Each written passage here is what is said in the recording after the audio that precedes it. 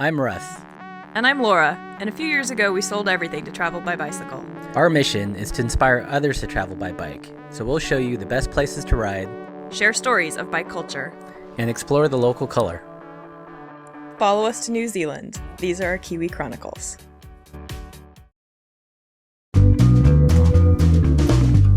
We had a busy week in Wellington, where we connected with some bikey people and even had tea with the mayor.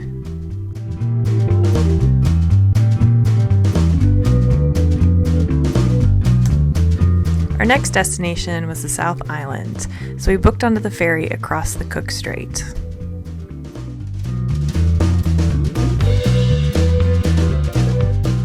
So we're on the Blue Bridge Ferry today, finally leaving Wellington. To say the least, we had a real eventful stay, both good and bad, but we're looking forward to the next part of our trip on the South Island.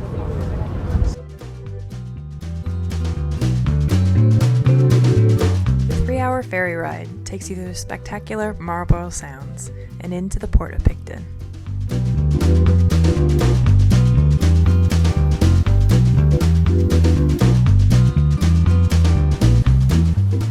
From Picton, we took Queen Charlotte Drive, a windy and scenic route that wraps around the sound.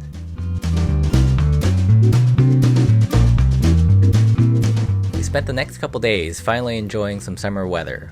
Got to do some camping, and I got to do some fishing.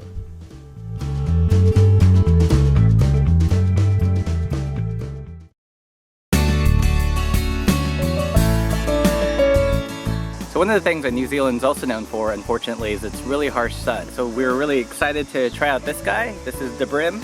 It's made by some folks in the States, and they sent it to us to try out after we wrote them a letter telling them how this would be perfect in New Zealand. First you kind of line it up in the back of your helmet, and then you pop the rest of it through, work it around, just like that. Make sure it's straight. And once you have it all dialed in, just tighten this guy over here. That. The super functional brim that covers the front, sides, and the back. Might not be the most fashionable thing, but when you're on a hot, exposed climb, this thing is a lifesaver. As we entered the town of Nelson, we were greeted by a beautiful bike path that guided us into the city center.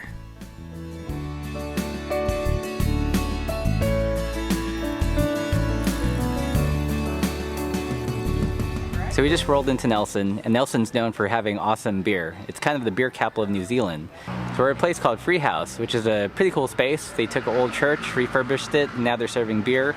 And I've got one of their IPAs here. It's called the Darn Good IPA, so let's try it out. That's good beer. It's citrusy, it's light. An interesting thing about beer in New Zealand is it's packed full of flavors, but the ABVs tend to be really low, so that way you can have a whole assortment of beers with great flavors and not get too sloshed.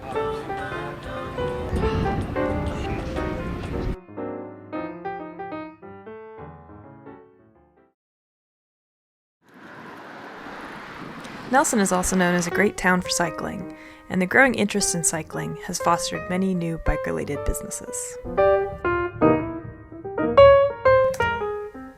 We met with Rose, who's an artist turned bike tour operator.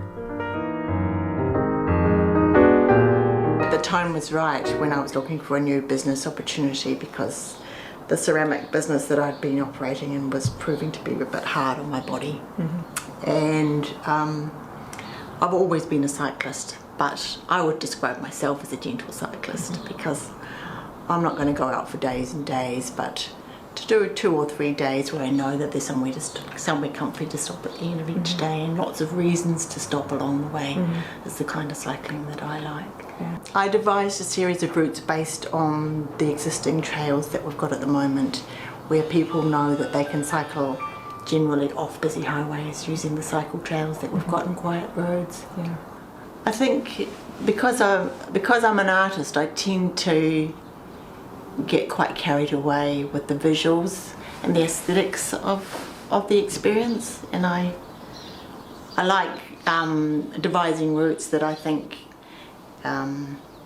illustrate the most picturesque. I think mm-hmm. it's nice to celebrate the simple mm-hmm. and the unpretentious in the environment. Mm-hmm. Rose gave us a tour of Rabbit Island, and we were there just in time for low tide.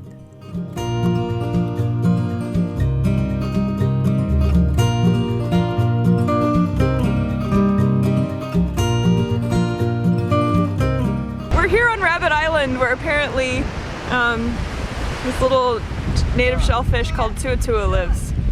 So we just harvested a bunch of them to steam up for dinner. They live in the sand just under the water, so the technique is to dig in the sand under the water and pull them out. And every so often at low tide, every so often you get a nice big one. Sandals are the preferred method of carrying them.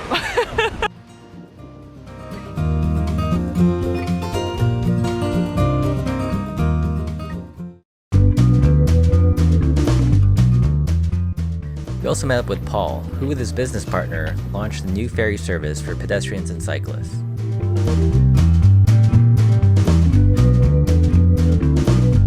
Myself and my business partner, the two of us, we spent last winter building it. Yeah. And we've just about got it finished. And the Cycle Trust approached my partner and asked him if he'd provide a ferry service.